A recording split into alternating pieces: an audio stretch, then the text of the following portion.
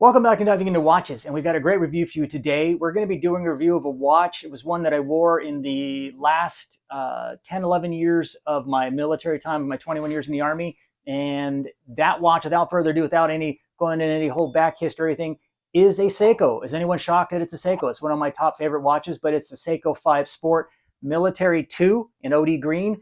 The Seiko 5s originally came out in 1963 by Seiko, and the 5 was to represent 5 things they wanted the watch to do: automatic, date, day. I don't remember the other two off the top of my head. I'm sure someone will put it down in the comments, but if you've seen enough Seiko 5 watch videos, then you'll know exactly what it is that those 5 does. But I picked this one up when I came back from my last deployment at the end of 2012, beginning of 2013. And there's a reason I picked this one up, that I ended up getting this watch at the time, is because when I deployed, I went with a Casio. I'll put a picture up right here of what it is and what it looks like. I don't remember the model number, but I picked it up pre-deployment on a family vacation before I deployed. Went to Camp Pendleton to stay on the beach for a while, and I went to the PX, and I was like, oh, that's a cool watch. I picked it up. And then when I was in Afghanistan, about halfway through, the watch died. Battery went dead. Well, being in Afghanistan, I didn't have the capacity or ability to change the watch out, change the battery out. So I kind of was like, wow, this sucks. So I was able to get on a helicopter up to a base that had a little PX, and that's when I picked up the G-Shock, which I'll put a photo up over here, the G-Shock I have.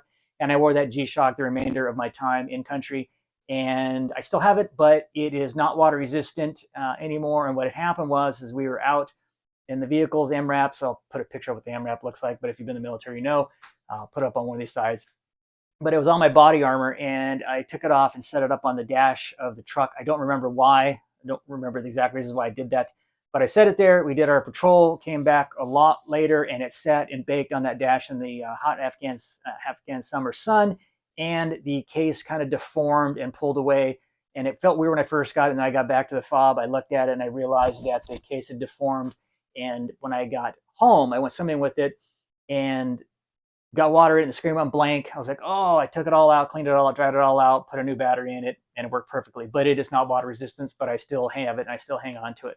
So the watch that I picked up when I got back, as I said, was this Seiko 5 Sports. And the reason I picked up this one was I wanted to watch it was an automatic. I wanted to watch it didn't run out of battery, because I learned my lesson about, batteries go dead at always the wrong time.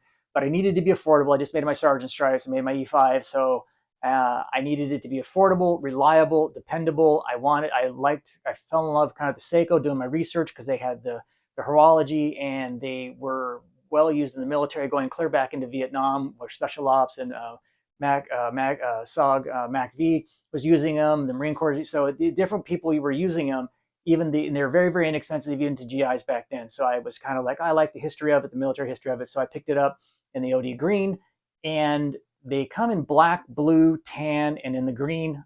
They also come in 2 sizes. This is a 41. I think that the other one is a 30. I want to say it's a 38. Only because I know I got the wrong size. I got the one that was too small, and I didn't like it, so I sent it back and got the 41.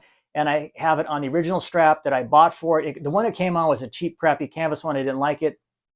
I bought this, what do you call it, a French airborne style strap that's elastic, and I needed something like this that's really adjustable and easy to do, because at the unit I was in before I got out, the last 10 years, it was an airborne unit, so we were jumping all the time, and I needed it to be stay on my wrist and not worry about coming off or anything breaking. And it kind of has that NATO style double, going through the back there. So I picked this one up, and that's kind of what got my fall in love with the Seiko watches. Now, a lot of people are going to say, hey, that watch is outdated. It's got the 7S36 movement in it. It's no longer, even manufactured. You can't wind it. You can't hack it.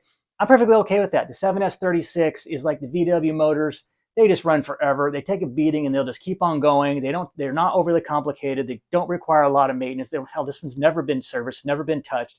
I will put it on the time grapher to show you how it's actually doing, even though it's never been serviced in over 10 years, going on 11 years, 12 years, and it still runs just fine. I wear it every day. The only thing on there, you'll see on the mineral crystal, because it's not sapphire glass, that's how they keep them cheap, is that it has a little teeny scratch in the glass. But other than that, from jumping out of planes, going to the range, going to the field, in and out of vehicles, you name it, military life, that's the only damage it's picked up, and it has served me well, and I still wear it today. And I have just thousands of memories with this watch, and it still even gets compliments today. I know you can still pick them up, but I believe it's new old stock, and I think they'll go anywhere from $175 to $350, depending on what website you go to, what place you get them. I think you still pick them up on Amazon, but this one I picked up back then, right around 90. I think it was like $95 or $99, and I don't think you can get them for that price anymore. But even still, I think Seiko still has the best entry line automatic watches that you can possibly get. Now I know people say, well, there's Casio and G-Shock, and they're cheaper, and blah blah blah blah. You're right, but they're digital. They're not automatic. I'm talking about entry level, affordable, still even today's dollars, entry level automatic watches. I know the complaint that people always say is, oh, but the NH35 movement, it's plus 15 minus 4 or plus minus 15 plus 40 seconds a day. The 7S36 is the same way. Yeah, you know what? It's not that big a deal to me, but I understand why people want hacking and hand winding and all that, but unless you're doing certain things that really require that, the old Seiko Shake, it works just fine for me. I have absolutely no issues with that. So I don't think there's a big issue with them. I still think they are a solid watch. I think they're a great one to add to your collection. I bet you somebody out there has this watch, and I'm going to get a lot of comments about people who have this watch in different colors, and they have the 7S36 movement, and I think they're going to agree with me that it's still a solid movement.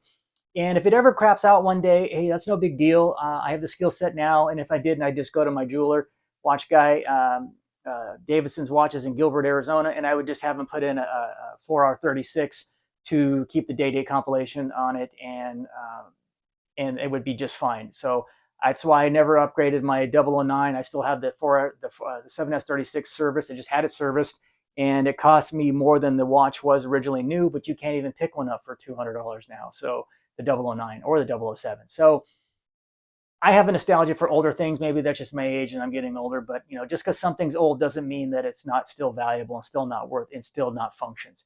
So without further ado, let's go over to the bench and let's take a look at the Seiko 5 Sport 7S36 movement watch and why it's still a viable, solid option today. And I think you would be well served to pick one up and put it in your collection, especially if you're in the military.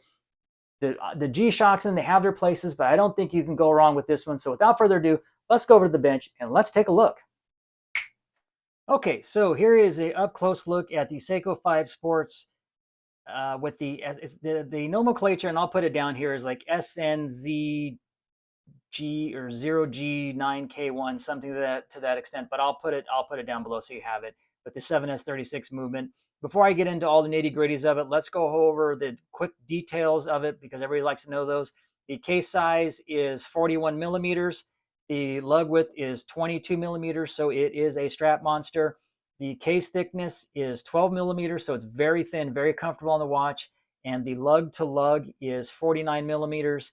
It is sapphire. No, I'm sorry, it's not sapphire. It is mineral crystal glass, and it's running the 7S36 non-hacking, non-winding movement. It does have the day date nomenclature in it, and it is, as I said, non-hacking. You have to do the Seiko Shake. So with that, let's take a closer, in-depth look that we got the details out of the way. The indices are printed on there. The automatic 23 joules, 100 millimeters of 100 meters of water resistance is printed on, and the Seiko and the Seiko 5 are applied. The Sports is printed, and then you have a inner bezel. I'm sorry, not a bezel. You have an inner chapter ring that has the minutes and the markers with the I can't think of call it now. The minutes and the indices next to the numbers. Those are also printed. They are the Super Luminova bright on it, as typical of all Seiko Lume. You got your typical sword hands with Lume in them, and then you have your seconds hand with a red tip on the end and a little bit of Lume in the center, and it blows very, very nicely. The case is bead blasted, so it's not going to be all shiny and give your position away. The underside is shiny. The underside of the watch is polished. It is a exhibition case back. I'm not going to do a lot here to show you all that. It's just your basic 7S36 movement, so there's no bling to it. It kind of makes me laugh when they do exhibition case backs and there's just no bling. I thought about, now that I was out, like taking this rotor and having an anodized OD green. I thought that'd be kind of cool to do, but I'm not gonna worry about that right now. That's probably on a wish list for down the road. The as I said earlier, it is a strap monster. You can put tons of different straps on it. It's the 22. between the two end links here, it is polished. It's a little bit dirty. I need to clean that up. You have your crown here. First position you pull out is to set the day date, and then pull it all the way out and it sets the date. And as I said, it's non-hacking, so that basically means that the second hand doesn't stop. For people who know what non-hacking means, second hand just keeps going. And some people just do not like that whatsoever. I think it works really well on this French airborne style strap. This is not this is not a super high well known name. I think this is one I just got off of Amazon way back when I first bought the watch. It's not an M&N, or the one I really prefer is the NDC straps. I'll put their link down in the comments. They are a higher end airborne strap, and they actually make their straps from actual airborne military issue elastic material. So they're pretty cool. I think they're out of, I want to say they're out of England. But the watch overall is just an excellent watch. There's just nothing you can go wrong with this one. It is a screw down case back. It is not a screw down crown. It is 100 meters of water resistance, which is roughly 300 feet. So anything that I was doing in the military, swimming in the pool, ocean, whatever, it was going to be just fine. You can see right here where I have that little scratch in the mineral crystal. There is some little dings. There might be a little chip in the mineral crystal right there. Very possibly, I think that is. And then there's some little nicks on the case. But for 11 years in the military service, that's about the extent of the damage that the watch has taken, and has held up very, very well. I will do a lume shot and a wrist check here in a second for you. Other than that, I think there's not a lot more that needs to be said about this watch. It is just an absolutely dependable, reliable watch. The Seiko 5 Sports is just solid. There's the new Seiko 5 line, and the way you can differentiate the two is the Seiko 5, as it looks. Oh, this is an old one too. This is the watch I'm wearing today. This Seiko 5 Sports. This was given to me by an Army buddy, I think on my 50th birthday. I'll do a review on this one eventually also. But the new one, the Seiko 5, the 5 is kind of tilted and looks more like an S than a 5. So they changed that. So that's how you can kind of tell. And then obviously the movement has been updated also down to the 4R35 or the 4R36 movements in the new Seiko 5s. So let me go ahead and give you a lume shot, and then we'll do a wrist check. Okay, there's the lume shot. You can see that the lume is very well typical for Seiko. Everything is lumed. The indices above where the numbers are loomed, the hands are loomed, and then the end of the seconds hand is loomed. I would have liked for the 24-hour indicator, because you got the 12 through the 1 through 12, which would be your date, which would be your morning hours. Then after 12, you go from 13 to 2400. I wish the 13 through 2400 would have been loomed. That would have been nicer as for it as to being a true military watch. But then again, if it's nighttime and you're out, obviously, you're going to know that it's the 24-hour. But I just think that'd have been cool if those had been loomed. That's just kind of my little thing. But overall, the lume is typical of Seiko, just an outstanding lume. I know that some watches, the day date is loomed, but not on the Seikos. I know you can change out the dials and get those loomed. That'd be pretty cool. But I think that having the 24-hour indices part would have been loomed also. And I'll show you what I'm talking about when I flip the lights back on. It would have been cool where the 20, see this is 13, 14, so the 24 part, if those had been loomed, that would have been kind of cool, and the numbers loomed, but at least the 24 through 23 would have been cool if it been loomed. But that is not a deal killer. That is not a deal breaker. This is a really, really solid watch. But let me go ahead and get it on the wrist so you can take a look, see what it looks like on the wrist. There it is on my 6¼ inch wrist. It fits very well for a 41 millimeter watch. It does not wear like a 41. It definitely wears, it feels smaller. The lugs do not overhang at all. I'm very, very happy with the wear and the feel. It's very light. It is not overly heavy at all. I like these French style airborne straps better than NATO's. They do hold like a NATO, so you have it going through on both sides through the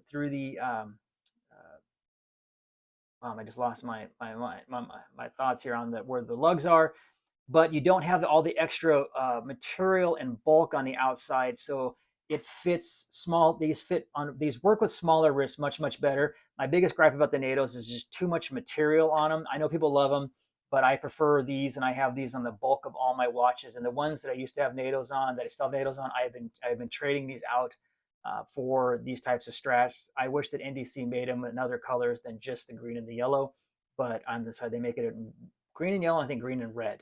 or maybe it's just green or red, not green and yellow. But it wears very, very well. So even if you have a larger wrist, this watch will wear very, very well. I would recommend that you change out the strap that it comes with because it's not a super quality high end strap. It functions and it works.